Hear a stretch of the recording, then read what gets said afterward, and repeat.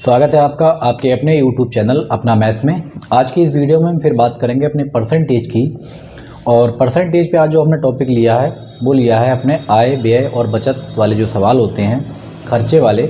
इस टाइप के सवाल हम कैसे करेंगे, क्या इनके कॉन्सेप्ट हैं, कैसे कैसे एग्ज़ाम में सवाल आते हैं और उनको हम कैसे कैसे करेंगे, तो सारी चीज़ें हम इसमें देखेंगे। बहुत ही इंपॉर्टेंट ये वीडियो है क्योंकि इस टाइप के सवाल एग्ज़ाम में अक्सर पूछे जाते हैं। तो सबसे पहले तो हमें ये पता होना चाहिए कि आय में, व्यय में और बचत में आखिर अपना क्या संबंध, क्या है, इनका रिश्ता क्या है। तो देखें, अगर जैसे अपने पास मान लो कोई आय है, कोई भी रुपए हो सकते हैं आपके पास आय, जो आय होती है वो अपने पास खर्च का और बचत जो आपके पास बचा, अगर हम इन दोनों को देख लें तो आय बराबर हो गया अपने पास खर्चे में और बचत में हम जोड़ लें तो आपकी वो आय निकल जाती है। या दूसरी आप ऐसे भी कह सकते हो भाई कि आय में से अगर हम खर्च निकाल लें तो अपने पास इधर बचत बच जाती है। अब एग्जाम्पल के तौर पे आपके पास अगर 100 रुपये थे और आपने उसमें से 70 रुपये खर्च कर लिए तो आपके पास कितने बचे होंगे? 30 रुपये। तो बस 100 में से 70 निकालो, आपके पास 30 रुपये बच जाएंगे। तो ये संबंध है इसके अंदर। दूसरी बात आपको इम्पोर्टेंट ये ध्यान रखनी है कि किसी व्यक्ति, किसी आदमी के पास भी कुछ भी रुपए हों, चाहे वो 100 हो, 1000 हो, 10,000 हो, 10 लाख हो, करोड़ हो, लेकिन आपको वो इनकम उस व्यक्ति की 100% मान के चलनी है। तो आपको पहली बात तो ये ध्यान रखनी है कि किसी आदमी की भी आय हो सकती है, लेकिन आपको उसको 100% मान के ही चलना है। कितने ही रुपए हों, आपको ये मान के चलना है कि इसके पास केवल और केवल 100% है, और उसी में से फिर आपको परसेंटेज खर्च करनी है। फिर आपको सवाल बनेंगे कि इतने बचे या इतने खर्च हुए, तो बताओ इनकम उसकी कितनी थी। तो स्टार्ट करते हैं हम इसमें। पहला सवाल, इसमें कई टाइप के सवाल आते हैं, सारे टाइप के सवाल हम इसमें देखेंगे। तो पहला क्वेश्चन है कि राधा अपने वेतन का 40% भोजन पर, 20% मकान के किराए पर, 10% मनोरंजन पर और 10% परिवहन पर व्यय करती है। यदि माह के अंत में उसकी बचत 1500 रुपये है तो उसका मासिक वेतन बताइए। हम ये मान लें कि राधा के पास टोटल कितने रुपए हैं? 100%। हमने ये मान लिया कि राधा की जो आय है वो हो गई 100%। राधा की आय, किसी की आय हो, आपको 100% ही मान के चलना है। हमने लिख लिया भाई यहाँ पे 100% इसकी आय थी। अब आप इसका एक बार खर्च जोड़ लें, क्या क्या है। तो हमने ये देखा, देखो खर्च अब इसी में जोड़ लेंगे डायरेक्ट, अब लिखने की कोई आपको बार बार ज़रूरत नहीं है। 40% भोजन पे है, 20% मकान के किराए पे है, 40 में 20 जोड़ा बना अपने पास 60, 10% मनोरंजन पे है, 60 में 10 जोड़ो 70, और 10 आपका परिवहन पे है। 80% इसने खर्च कर दिया, तो खर्चा कितना हो गया भाई इसका? 80%। अब देखो इसके पास बचे कितने हैं वो भी आप लिख लें यहाँ पे। सवाल में बचत बताई गई 1500 रुपये हैं भी, ठीक। और हमारे हिसाब से बचत कितनी है? अगर किसी के पास 100% थे, 80% खर्च कर दिए, तो इसके पास कितने बचे होंगे? 20%। और 20% की वैल्यू क्वेश्चन में आपको दे रखी है 1500 रुपये। हमें चाहिए 100% की वैल्यू। तो चाहे तो आप इसको 2 से निपटा लें या आप इसमें 5 से गुणा कर लें, दोनों साइड आपका 100 बन जाएगा। भाई अगर आप इसमें 5 से गुणा करोगे 20 पंजे 100, 5 से गुणा करोगे 15 पंजे 7500। और नहीं समझ में आ रहा तो आप बड़े प्यार के साथ ऐसे कर काट सकते हैं, 0 से 0 को निपटा लें, और 2 से काटोगे 150 को तो ये आएगा 75, और 100 से गुणा करोगे दोनों तरफ, क्योंकि हमें तो 100% से मतलब है, तो आंसर बनेगा अपने पास 7500 रुपये। तो राधा के पास जो टोटल इनकम थी वो आंसर आया अपने पास 7500 रुपये। बहुत आसान सवाल है, अगर आप स्टेप बाय स्टेप इनको करोगे तो कहीं भी कोई प्रॉब्लम नहीं आएगी। आगे बढ़ते हैं अगले सवाल पर। देखें अपना अगला सवाल इसमें क्या है। अगला क्वेश्चन ये कहता है भाई अपना कि स्वाति अपनी आय का 40% खाने पर खर्च करती है, 25% घर के किराए पर खर्च करती है, और 15% मनोरंजन पर और 5% आवागमन पर खर्च करने के बाद उसके पास माह के अंत में 1200 रुपये बच जाते हैं, तो उसकी आपको मासिक आय बताइए। कोई दिक्कत नहीं, स्वाति है, आप टोटल इसका खर्च मानेंगे, इन आय मानेंगे 100%। तो हमने मान ली कि जो आय है वो कितनी है? 100%। अभी बार बार मानने की ज़रूरत नहीं है, लेकिन यहाँ आपको बताई जाएगी बात, तभी आपके समझ में आएगी। एग्जाम में आप करो सीधे आप लिख दो भाई आय, बात खत्म, बाद में 100% निकालो, वही हो गया। अब देखें इसका खर्चा जोड़ ले भाई, स्वाति का खर्च क्या क्या है। तो हमने ये देखा कि स्वाति 40% तो खाने पे ही खर्च कर रही है, उसके बाद 25% इसने करा है मकान के किराए पे, और 15% करा मनोरंजन पर। 15 और 25 40 ये हो गया, 40 पहले 80% खर्च कर दिया। कितना? 5% आवागमन पर और खर्च करा। अब हो गया अपने पास टोटल खर्चा 85%। बस ये खर्चा निकल कर आ गया। अब देखें बचत कितनी है। सवाल में हमें बचत ये बताई गई है कि भाई बचत तो 1200 रुपये करती है स्वाति, लेकिन हमारे हिसाब से कितनी बचत है? 100 रुपये थे, 85 खर्च कर दिए, इसका मतलब 15% बचत है। और 15% की वैल्यू 1200 दे रखी है। 15 का पहाड़ा आपको याद होना चाहिए बिल्कुल। 15 अट्ठे होते हैं 120, तो 1% की वैल्यू 80 आ गई। आपसे पूछा है स्वाति की टोटल इनकम, 80 के आगे आप 2 जीरो चिपकाओ और आंसर अपने आप आ जाएगा 8000 रुपये। तो स्वाति के पास जो टोटल आय थी वो कितनी है? 8000 रुपये। तो इस टाइप के बहुत आसान और बेसिक सवाल हैं, आप आराम से इनको कर सकते हो। तो ये हमने वो सवाल करे जिसमें कोई शेष का, बाकी का, बचे हुए का कोई इस प्रकार का चक्कर नहीं था। लेकिन ऐसा नहीं है कि इस प्रकार का चक्कर नहीं था, चक्कर आए नहीं। अब चक्कर आया है तो देखें इन सवालों को हम कैसे करेंगे। कहीं भी अब आप आ जाए कि आपके भी इतना खर्च करा, फिर जो बचा उसका हिसाब किताब लगाया जाए, तब हम सवाल कैसे करें। देखें क्वेश्चन है कि अमित अपनी आय का 20% स्कूल में दान देता है। इसके पास 100 रुपये मान लो थे, इसमें 20 रुपये दान दे दिए। आगे ये लिखा है कि शेष का। अब जैसे ही शेष का लिखा हुआ आ जाए तो आप इस तरीके से इनके खर्चे नहीं जोड़ सकते कि आप खर्चा जोड़ कर बता दें, गलत आपका आंसर हो जाएगा। देखें ध्यान से। तो अमित अपनी आय का 20% स्कूल को दान देता है, 80% बचा, और कह रहा है शेष का 20%। अब आपको उस 80 का 20% निकाल कर खर्च करना है, वो बैंक में जमा कर देता है। यदि उसके पास अब भी 12,800 रुपये बचे हैं तो अमित की आय कितनी थी, ये बात आपसे पूछी है। कैसे निकालेंगे? कहीं भी अगर ये बचे हुए का, शेष का, बाकी का इस टाइप का चक्कर आ जाए तो क्या करेंगे, हम ये मान लेंगे कि अमित के पास x रुपये थे। अगर इसके पास पहले स्टार्टिंग की जो इनकम थी वो x थी। अब ये देखो इसने खर्च कितनी करी, इसने 20% स्कूल को दान दे दी। जो दे दी हमें उससे मतलब नहीं है, हम ये देखो कि देने के बाद हमारे पास बचा क्या, क्योंकि हमें बचे हुए पे काम करना है, शेष पे काम करना है। तो अगर इसने 20% दे दिया तो कितना बचा होगा? 80%। तो 80 आप यहाँ लिखोगे और परसेंट की 100 तो आप जानते ही हो, नीचे इसके चिपका दें। आगे देखें क्या करेंगे। अब हमारे पास ये पैसा बचा हुआ है पहले का 80%। अब ये अपने आप में फिर से 100% है, ये आपको ध्यान रखना है। आगे ये कह रहे हैं कि 20 शेष का 20% बैंक में जमा कर देता है। अगर 20% बैंक में जमा कर दिया, जो गया वो गया, हमें उससे कोई मतलब नहीं। हमें मतलब है बचा कितना। अगर कोई व्यक्ति 20% बैंक में जमा कर देगा तो 80% बचेगा। अब कन्फ्यूजन ये होती है कि 20 हमने पहले दे दिया, 20 बाद में दे दिया, क्या हम 80 में से 20 कम करें? आपको 80 में से 20 बिल्कुल नहीं करना है। जैसी भी स्टेप बढ़ेंगी हर बार में आपको 100 से ही कम करना है, हर हाल में। जैसे आपके दिमाग में एक बात आती हो कि भी 80% बचा, अब 20% अगर स्कूल में देगा, क्या इसमें से कम करना? इसमें से आपको बिल्कुल नहीं करना है, हर बार आपको 100 में से ही करना है। तो कितना दे दिया इसने? 20%। फिर से बचा अपने पास 80%। और ये सब बचत है, और सवाल में बचत देखो कितनी है। लास्ट में इसके पास पैसे बचे हैं 12,800 रुपये, वो हमने यहाँ पे लिख लिए। अब जो भी जिससे कटेगा आप आराम से काट दो। देखो ऐसा करो, यहाँ पे 1 जीरो ये है, 1 जीरो ये है, 2 जीरो और 2 जीरो से इसको निपटा दो। x यहाँ बचाएगा बराबर, यहाँ लिखो आप 12,800, देखा ध्यान से। और ये 8 इसके ऊपर थे, ये दोनों आ जाएंगे इसके नीचे, और ये बचा था 100, ये नीचे था, ये ऊपर पहुंचाएगा तो ऊपर आएगा यहाँ पे 100। 8 अट्ठे होते हैं 64 और 64 दूनी होते हैं 128।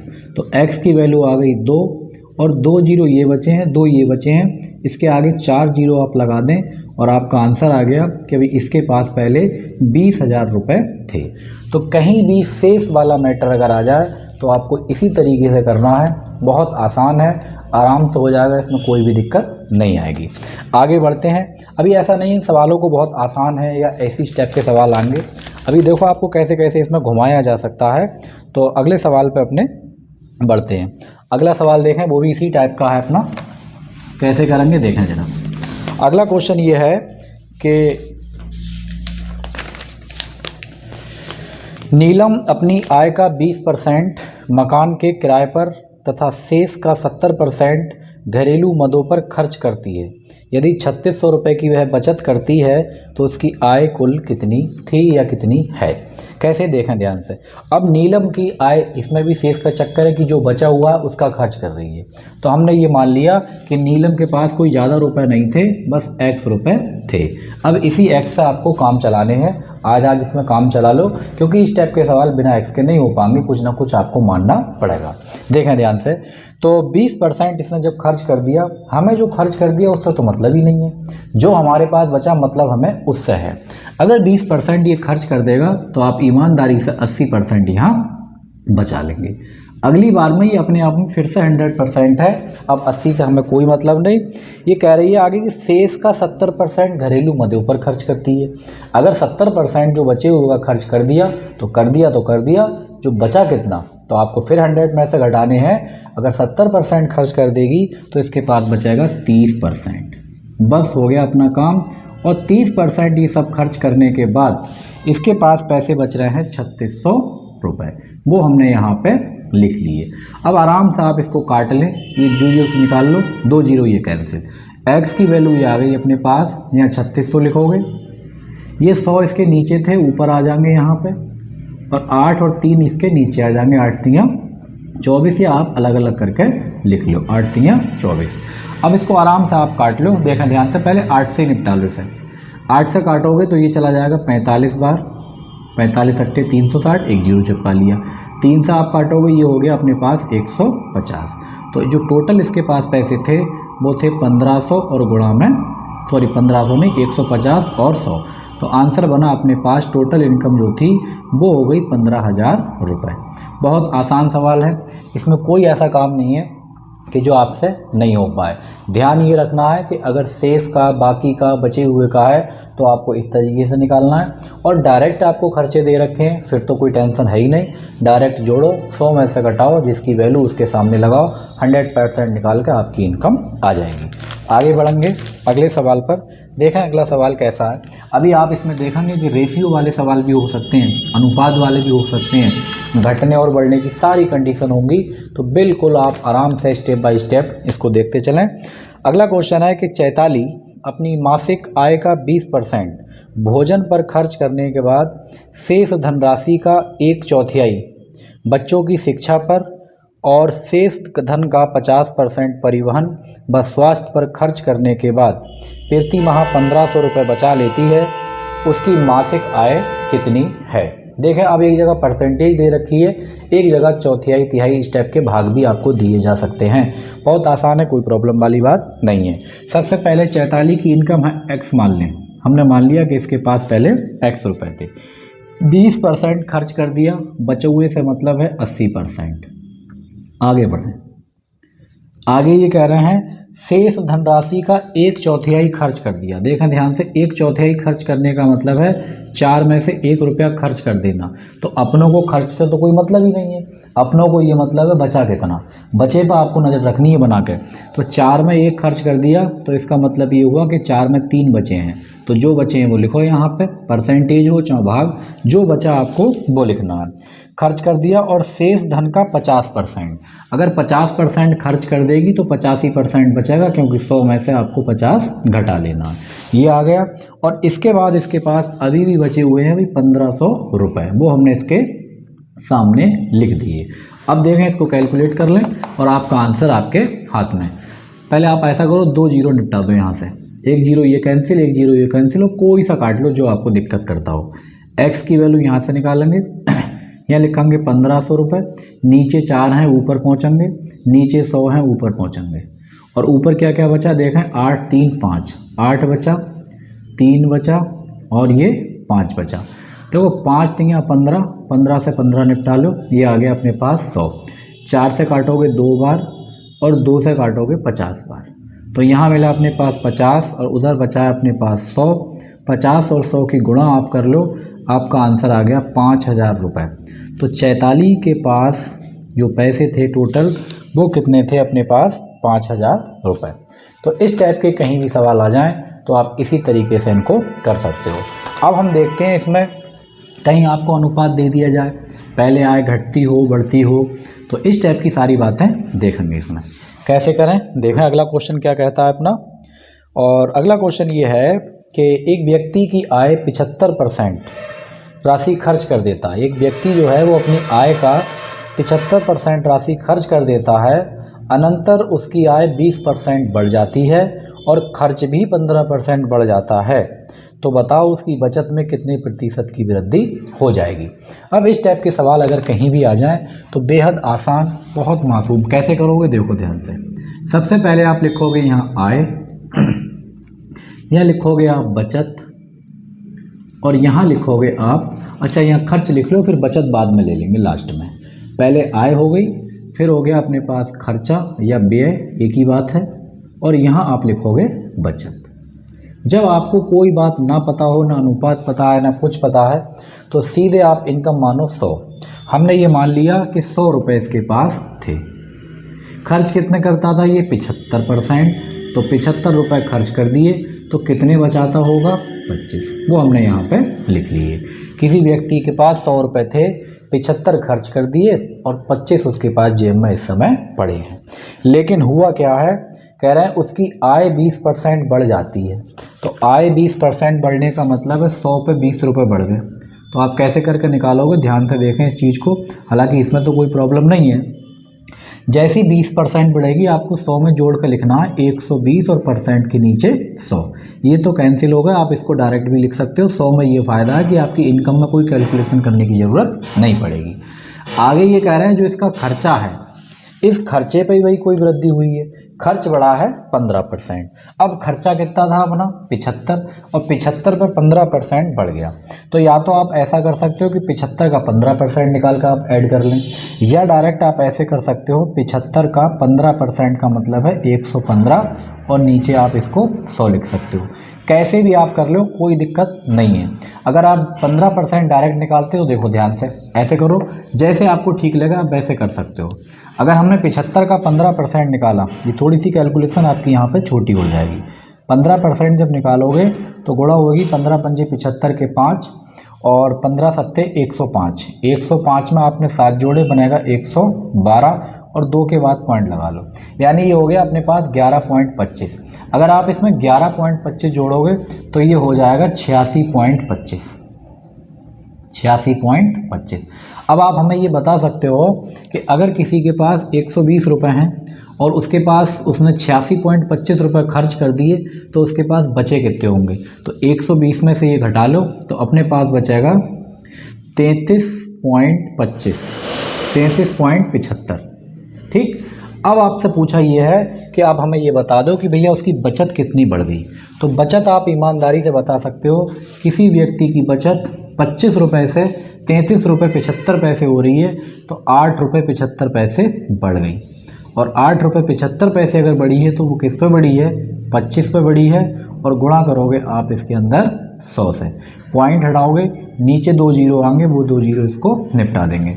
25 से काट लो भाई, ये चला जाएगा 25 तियाँ 75, 25 तियाँ 75, कितने बचे अपने पास 12, और 25 पंजे 125। तो आंसर आ गया कि 37% आपने उसका जो बचत थी वो इसके अंदर बढ़ जाएगी।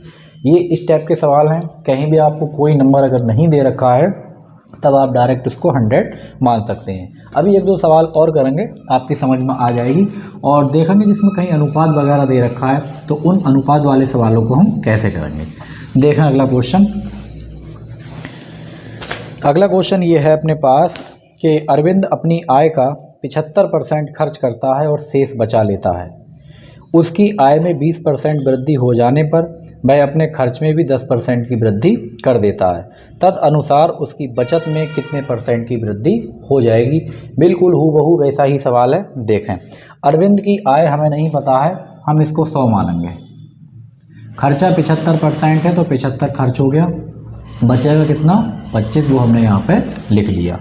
अब ये कह रहे हैं कि इसकी आय में 20% की वृद्धि हो गई, तो आय हमने 20 बढ़ा ली तो कितनी हो गई 120, और इसके खर्चे में वृद्धि हुई है 10% की। तो आप ऐसा करें कि 75 है इसका 10% निकाल लें भाई, और 75 का आप 10% निकालोगे तो आएगा 7.5, यानी 7.5 की वृद्धि हो गई। अगर आपके पास 75 थे और आज के टाइम में 7.5 बढ़ गए तो 75 में 7.5 जोड़ोगे, ये आएगा 82.5।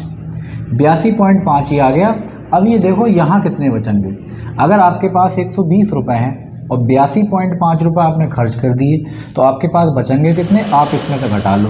ये हो गया 17 और 20 37.5 रुपये आपके पास इस समय बचे हुए हैं। आपसे ये पूछा है कि भाई उसकी बचत में जो है कितनी वृद्धि हुई है। तो बचत आप ये कह सकते हो कि 25 रुपये से 37.5 हो गई। तो बड़ी कितनी, 25 रुपये से अगर कोई चीज़ 37.5 हो रही है तो बड़ी कितनी, 12.5।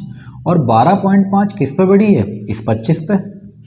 तो गुणा कर लो आप इसमें 100 से, बस आपका काम हो गया। 25 चौक 100 और 12.5 की गुणा आप 4 से करोगे तो आप ये कह सकते हो कि अरविंद की जो बचत है उसमें 50% की वृद्धि हो गई। तो इस टाइप के सवाल बहुत आते हैं एग्जाम में, और ये सारे सवाल कहीं ना कहीं एग्जाम में ज़रूर पूछे गए हैं। तो आप इसको इसी अंदाज से कर सकते हैं। आगे बढ़ते हैं अगले सवालों पर। देखें अगला सवाल अपना इसमें क्या है। अभी अनुपात वगैरह भी दे सकता है, 3-4 लोगों की इनकम एक साथ दे सकता है, बचत दे सकता है, वो सारे सवाल हम इसमें देखेंगे। तो अगला क्वेश्चन है अपने पास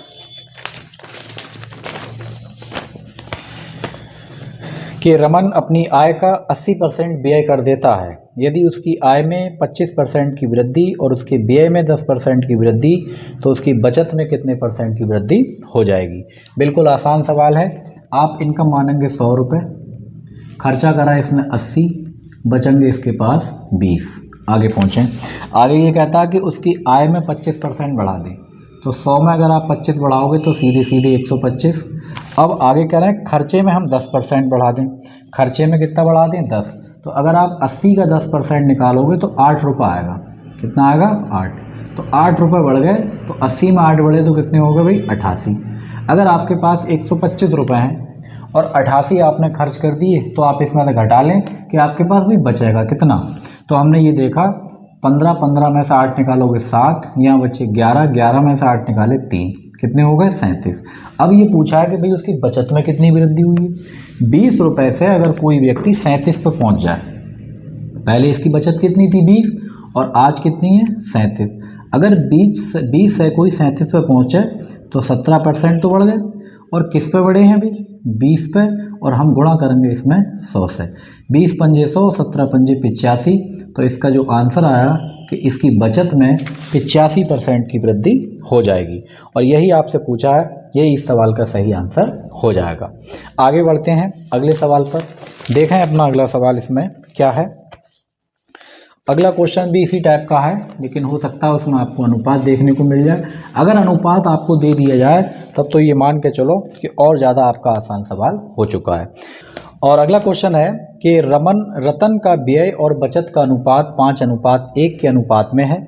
यदि उसका वेतन 25% बढ़ा दिया जाए और बचत 15% बढ़ा दी जाए तो उसके व्यय में कितनी वृद्धि हो जाएगी। अब आपसे बचत की वृद्धि नहीं पूछी है, बल्कि पूछी है आपसे व्यय की वृद्धि। अब देखो अनुपात अगर दे दिया तो और आसान है। कैसे करना है, सबसे पहले ये देखें हमें अनुपात दिया किसका है।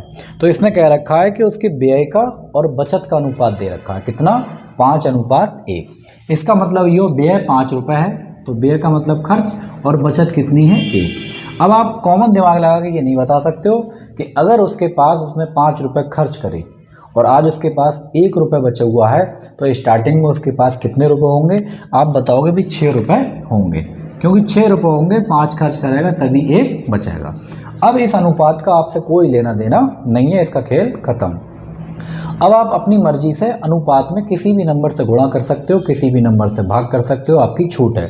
जोड़ और घटाव नहीं कर सकते, इस बात को आपको ध्यान रखना है। अब हम क्या करेंगे, अपनी सहूलियत के लिए इसमें 0 लगा लेंगे। चाहे तो आप 1 0 लगा लें, चाहे आप 2 0 लगा लें। तो 2 में ही फ़ायदा है, हम 2 0 लगा लें। हमने मान लिया इसकी आय 600 तो इसका खर्चा 500 तो इसकी बचत 100 रुपये। अगर 0 आपने सब में 2 लगाए हैं तो 2 ही लगाना है सब में, ऐसा नहीं है यहाँ 1 लगा लिया, यहाँ 2 लगा लिए हैं, कुछ और लगा लिया। ठीक, अब देखें क्या क्या कंडीशन दे रखी है। कह रहा है इसका वेतन 25% बढ़ा दिया जाए। अगर 600 का आप 25% बढ़ाओगे, 600 का अगर आप 25% बढ़ाओगे तो आपके पास बढ़ेगा 150 रुपया। तो 150 आ गया इसका आंसर। इसका मतलब वेतन में 150 रुपये की वृद्धि हुई है। तो 600 में 150 जोड़ोगे तो बनेगा 750 रुपये। दूसरा काम देखें, कह रहे हैं इसकी बचत में 15% की वृद्धि हो रही है। अब बचत में तो आप डायरेक्ट बता सकते हो, बचत कितनी है 100 रुपये। अगर 100 रुपये बचत है और 15% बढ़ गए तो 100 का 15% 15 ही होगा, और 15 जोड़ोगे 100 में तो 115। अब आप हमें ये बता दो कि अगर आपके पास 750 रुपये थे और आज के टाइम में आपके पास 115 रुपये हैं तो आपने खर्चा कितना करा। भाई आप आराम से घटा के बता सकते हो कि 750 रुपये में से 115 घटा लें, हमारे पास ये बचत निकल के आ जाएगी। तो कितनी आएगी, डायरेक्ट घटा लें, यहाँ बचेंगे अपने पास 635 रुपये। कितने हो गए भाई, 635 रुपये। अब पूछा आपसे क्या है कि भाई बचत कितनी बढ़ गई। ईमानदारी से बताओ कि अगर कोई चीज़ पहले 500 थी और आज की डेट में 635 है तो 135 बढ़ गई, और 135 बढ़ी किस पे है, 500 रुपये पे, तो नीचे 500, और परसेंटेज में गुणा में चाहिए 100, 0 से 0 लुढ़का दो, और ये बचा अपने पास 5, 5 दूनी 10 और 5 सत्ते 35। तो इसकी जो खर्चा है, इस खर्चे में 27% की वृद्धि हो जाएगी, और यही इस सवाल का सही आंसर हो जाएगा। अनुपात वाले सवाल तो बेहद आसान है, इसमें तो और आपके लिए सहूलियत है, कोई टेंशन लेने की ज़रूरत ही नहीं है। जितने चाहें आप मर्जी 0 लगा लो, लेकिन 2 से ज़्यादा भी मत लगा लियो। इस सवाल पर देखें अगला क्वेश्चन इसमें क्या है, वो भी अनुपात पे ही है। आराम से आप निकालें इसको कि राम का व्यय और बचत का अनुपात है 3:2। व्यय का और बचत का अनुपात दे रखा 3:2। उसकी आय में 10% की वृद्धि और उसका व्यय भी 12% बढ़ जाता है, तो उसकी बचत में कितने परसेंट की वृद्धि हो जाएगी। पहले आप ये फोकस करें कि आपको अनुपात किसका दे रखा है। तो हमने ये देखा कि राम का व्यय और बचत का अनुपात दे रखा है। व्यय है 3 और बचत है अपने पास 2। तो अगर किसी ने 3 रुपये खर्च करे और 2 रुपये उसके पास हैं अभी भी, तो स्टार्टिंग में उसके पास 5 रुपये होंगे। बस अनुपात का खेल खत्म। अब आप मर्जी चाहे 0 लगा लें, जितने, ज़्यादा नहीं 2 ही लगाना है। 2 से आपका काम हो जाएगा, बस फालतू नहीं जाना, काम तो 1 से भी हो जाएगा, कोई प्रॉब्लम नहीं आती। अब कह रहे हैं इसकी आय 10% बढ़ा दी जाए। अगर आप 500 का 10% लिखोगे, 10% जब बढ़ाओगे तो आपको मिलेगा 50 रुपये, और 50 इसमें जोड़ोगे तो मिलेगा 550 रुपये। तो हमने इसकी आय बढ़ा ली। आगे कह रहे हैं इसका व्यय 12% बढ़ा दिया जाए। अगर आप इसका 12% बढ़ाओगे तो 12 तियाँ होते हैं भाई 36, तो 36 रुपये बढ़ेंगे तो मिलेंगे 336 रुपये। अब ये देखें कि भाई यहाँ कितना हिसाब किताब बढ़ गया, ये आपसे पूछा है। 550 रुपये थे, 336 खर्च कर दिए, तो कितने बचे होंगे आप घटा लो। 10 में से 6 निकालो, यहाँ बचेगा 4, यहाँ बचेंगे अपने पास 4, 4 में से 3 निकालो बचेगा 1, यहाँ बचा अपने पास 5 और 5 में से 3 निकालो बचे 2। पहले किसी आदमी के पास 200 रुपये थे और आज की डेट में उसके पास 214 रुपये हैं, तो आप ईमानदारी से ये नहीं बता पाओगे कि उसके पास 14 रुपये बढ़ गए, और 14 रुपये किस पे बढ़े हैं, 200 रुपये पे। तो परसेंटेज चाहिए 100, बस काटा पीटा आंसर आया कि 7% उसकी जो बचत है वो आपकी बढ़ जाएगी। तो इस टाइप के कहीं भी अनुपात वाले सवाल हैं, आप आराम से इनको कर सकते हैं। आगे बढ़ते हैं अगले सवाल पर। अब देखें इसमें 3 व्यक्ति आ जाएं, 4 व्यक्ति आ जाएं, तो ये बड़े इंपॉर्टेंट सवाल हैं। कैसे हम इनको करेंगे देखें जरा। अगला क्वेश्चन ये है कि 3 व्यक्ति ABC जिनके वेतनों का जोड़ 72,000 रुपये है, क्रमशः अपने वेतन का 80%, 85% और 75% खर्च कर देते हैं। यदि उन तीनों की बचत का अनुपात 8:9:20 हो तो A का वेतन बताइए। मोस्ट इम्पोर्टेंट सवाल है, कई बार ये एग्जाम में रिपीट हुआ है, बस नंबर बदल लेता है आपने, कभी 72,000 लगा देगा, कभी 36,000, कभी 1,44,000, इस टाइप से ये अलग अलग आया हुआ है। तो कैसे करेंगे देखें ध्यान से, बिल्कुल सिंगल स्टेप, एक लाइन का सवाल है, आप समझें इसको। सबसे पहले आप 3 व्यक्ति लिख लें, अच्छा लिखा है या नहीं लिखा वो बात की बात है। पहले ये देखें कि इसने 80% खर्च करा, पहले वाले ने A ने, और B ने खर्च करा है 85%, और सी ने खर्च किया है 75%। हमें इनकी परसेंटेज जो दे रखी है वो तो भाई दे रखी है खर्चे में, और जो अनुपात दे रखा है वो दे रखा है बचत में। तो सबसे पहले आप यह करें, अनुपात यहाँ लिख लें। देखो यहाँ लिखोगे ए, यहाँ लिखो आप बी, और यहाँ लिखो आप सी। अनुपात जो दे रखे हैं वो हैं 8, 9, 20। तो हमने लिखा 8, 9 और ये 20। अगला काम, ये जो अनुपात थे बचत के थे, तो परसेंटेज भी आपको बचत में लेकर आनी है। अब आप बताओ कि अगर ए 80% खर्च कर दे तो कितने बचे होंगे उसके पास? 20%। तो आप यहाँ लिखोगे इसके नीचे 20। दूसरी वाले, इसने कितने खर्च करें हैं? इसने खर्च करें हैं भाई 85%। कितने बचे होंगे? 15, वो नीचे लिखा। इसने कितने खर्च करें हैं? इसने खर्च करें हैं 75, तो कितने बचे होंगे? 25। जो भी बचत है वो लिख लो, और ये बन गया अनुपात। अब आपके दिमाग में बात आती हो कि परसेंटेज कहाँ गया? आप लगाना चाहो तो ऊपर 100 लगा लो, कोई दिक्कत नहीं है। अब देखो ध्यान से, 20 के पहाड़े में 8 नहीं, 15 के पहाड़े में 9 नहीं, 25 के पहाड़े में 20 नहीं। तो अनुपात में आप अपनी मर्जी से कितने भी जीरो बढ़ा सकते हो।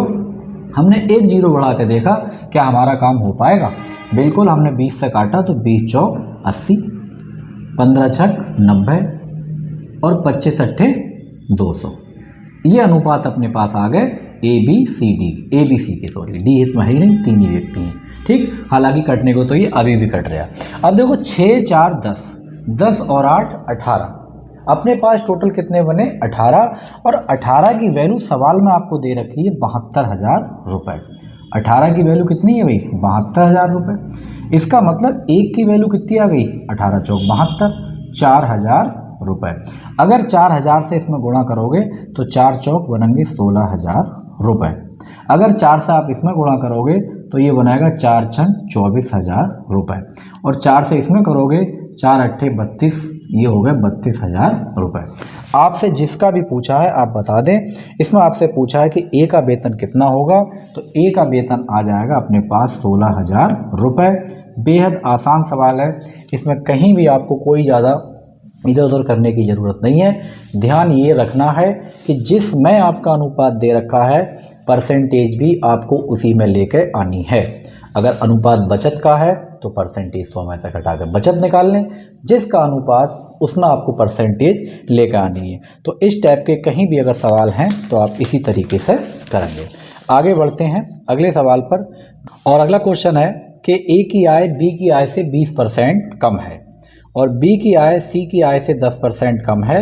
यदि सी की आय 3600 रुपये है तो ए की आय बताइए। अब ये कम और ज़्यादा वाला क्या चक्कर है, इसमें आपकी कंपेयर कराई जाएगी। तो कैसे करेंगे? सबसे पहले आपको दे रखा है ए की आय बी की आय से 20% कम है, तो पहले आप यहाँ ए लिखें और यहाँ लिखेंगे बी। देखो हम ऐसे कर सकते हैं भी 10% 20% कम है, तो हमने इसको 100 मान लिया और इसको 80 मान लिया। दूसरा तरीका ये हो सकता है कि हम इसको 100 मान लें और इसको हम 120 मान लें। भाई 20% कम है ए, तो हमने ये देखा कि हर जगह 20% कम है, लेकिन इसमें से एक ही बात सही है और एक बात इसमें गलत है। तो हमें ये दिक्कत रहती है एग्जाम में, आप किसको 100 माने किसको 100 नहीं माने। तो आपको ध्यान ये रखना है कि जिसके साथ में सा सी से लगा हो आपको उसे 100 मान कर चलना है। तो इस सवाल को आप पढ़ेंगे, लिखा है ए की आय बी की आय से किसके साथ लगा है? बी के। तो जिसके साथ से लगा है उसी को 100 मानना है, तो हमने इसको 100 माना है। तो इसका मतलब ये वाली बात जो है नीचे वाली, ये सरासर आपकी गलत है, इसको खत्म कर देंगे। दूसरी कंडीशन क्या है देखें, बी के साथ में सी का कुछ हिसाब किताब दे रखा है और अगला कह रहे हैं कि बी की आय सी की आय से, सी की आय से, तो जिसके साथ में से है वही आपका 100 है और 10% कम है, तो आपको यहाँ पे 90 लिखना पड़ेगा। अब आप इसको काट लें, अगर आप 20 से काटोगे तो ये आएगा 4 और 20 से काटोगे तो ये आएगा 5, यानी ए अनुपात बी की वैल्यू आ गई 4:5। इसमें देखें अगर 0 से 0 निपटा दें तो यहाँ आएगा 9 और यहाँ आएगा अपने पास 10, तो ये हो गया 9:10। अब आप एक बात ध्यान से देखें कि बी यहाँ पे 5 है और बी यहाँ पे 9 है। बी की वैल्यू यहाँ 5, बी की वैल्यू यहाँ पे 9। अगर बी अकेला है तो इसके दो रंग कैसे हो सकते हैं, अलग अलग रंग दिखाता है ये दो, यहाँ 5 में है यहाँ 9 में है। तो कहीं भी अगर ऐसा केस आ जाए तो जो चीज़ 2 बार हो उसको एक सा लेकर आओ। अब एक सा कैसे ला सकते हो, इस वाले की गुणा, बी की वैल्यू कितनी है 5, तो 5 की गुणा तो आप इसमें कर दें, और इधर इसकी वैल्यू कितनी है 9, और 9 की गुणा आप इसमें कर दें। तो 9 की गुणा इस वाले पार्ट में जब करोगे तो 9 चौक 36, उसके बाद 9 की गुणा करोगे 9 पंजे 45, वो हमने यहाँ लिख लिया। आगे पहुँचो, जब इसमें 5 से करेंगे इस वाले पार्ट में हो गई भी 9 से, अब 5 से करो, 5 में 45, तो बी की वैल्यू मैंने 45 लिख ली, ए की जगह लिखना है क्योंकि बी एक ही आदमी है, और 5 की इससे करो, ये हो गया अपने पास 50।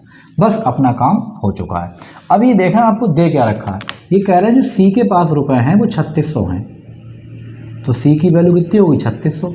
आप 50 में किससे गुणा करेंगे 3600 हो जाए, तो 0 से 0 कटेगा और ये हो जाएगा 72 पंजे 360। अगर बात समझ में नहीं आई है तो देखें कहानी क्या चल रही है। कहानी ये चल रही है कि इस 50 की वैल्यू 3600 है, इसको आप निपटा लें ऐसे करके, 5 से काटोगे तो 5 एकम 5 सत्ते 35 और 5 दूनी 10, तो एक की वैल्यू कितनी आई है 72। हमें ये चाहिए किसकी, हमें चाहिए इसकी वैल्यू, तो 72 से आप इसमें गुणा कर लें। ठीक, अब आप इसकी गुणा कर लें 36 और 72 की, तो 6 दूनी 12, इकाई अंक देखें किसके लास्ट में अपने पास 2 है, एक ही ऑप्शन दे रखा है 2592, तो यही आपका आंसर हो जाएगा। आप गुणा करके भी इसको चेक कर सकते हैं, लेकिन एग्जाम में इकाई अंक की भी आप हेल्प लिया करें। 6 दूनी 12, लास्ट में इसके 2 आएगा, और 2 अपने पास एक ही ऑप्शन में था 2592 रुपये, तो ये सवाल का सही आंसर हो जाएगा। आगे बढ़ते हैं अगले सवाल पर। देखें अगला एक सवाल और क्या है इसके अंदर, वो भी इसी टाइप का सवाल है जिसको आपसे कंपेयर कराई जाएगी। अगला क्वेश्चन ये कहता है कि ए की आय बी की आय से 20% कम है। ए की आय बी की आय से, तो जिसके साथ में से है वो 100 है, 20% कम है तो ये 80। अगली कंडीशन क्या है, ए की आय सी की आय से, ए की आय सी की आय से, तो सी की साथ में से लगा है, 10% कम है, तो आप यहाँ पे 90 लिख लें।